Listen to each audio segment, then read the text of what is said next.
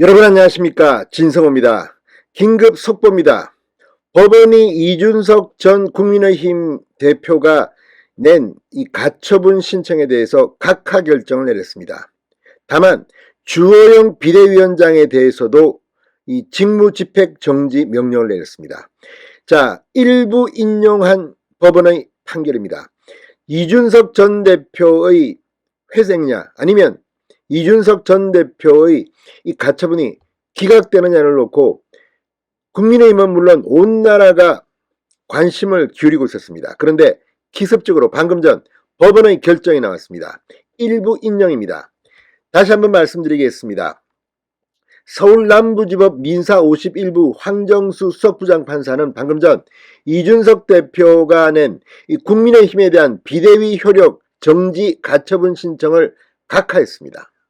그러니까 비대위의 효력 정지는 되지 않습니다. 다만 이 본안 판결이 확정될 때까지 주호영 국민의힘 비대위원장의 직무집행을 정지해야 한다고 결정했습니다. 아주 묘한 판결이 나왔습니다. 그러니까 이 비대위 효력 정지 가처분 신청은 각하면서 주호영 비대위원장의 이 선임 절차 과정은 문제가 있다고 보고 본안 판결이 확정될 때까지 직무를 정지한 겁니다. 자, 지금 주호영 비대위원장, 국민의힘은 다시 한번 더 법적 절차를 순환시키고 이 법원의 판단에 따른 구제를 위해서 또 다른 제2의 수단, 상임정국위 정국위원회를 다시 소집해서 다시 비대위원장 선정을 고민해야 할 것 같습니다. 자, 아무튼 지금 방금 전 묘한 판결이 나왔습니다. 서울 남부지법 민사 51부입니다. 자, 재판부는 전국위 의결 중 비상대책위원장 결의 부분이 무효에 해당한다고 봤습니다.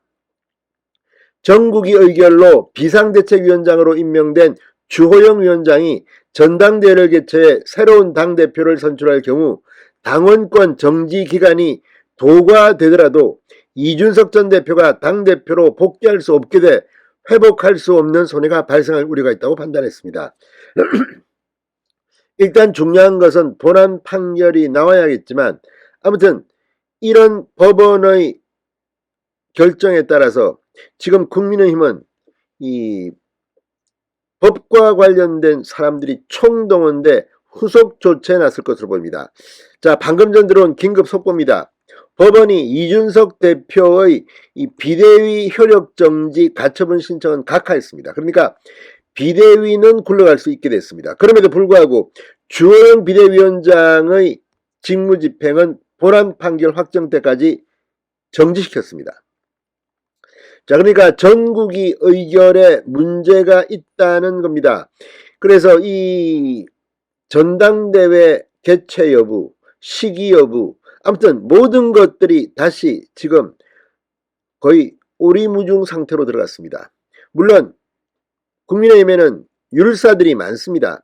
자, 지금 나온 이 법원의 판정은 이준석 측과 국민의힘 양측을 다 고려한 것으로 보입니다만 아주 애매한 이 결정입니다. 이걸 보고 민주당은 상당히 좋아할지도 모르겠습니다. 아무튼 혼란스러운 상황을 빨리 국민의힘은 극복해야 합니다. 자, 이제 법원 결정이 났습니다. 여기에 대한 후속 법적 대응, 자, 어떻게 할 건지 지금 방금 나온 속보기 때문에 구체적으로 어떻게 해야 할지에 대해서 국민의힘도 지금 갈팡질팡하고 있는 것으로 보입니다.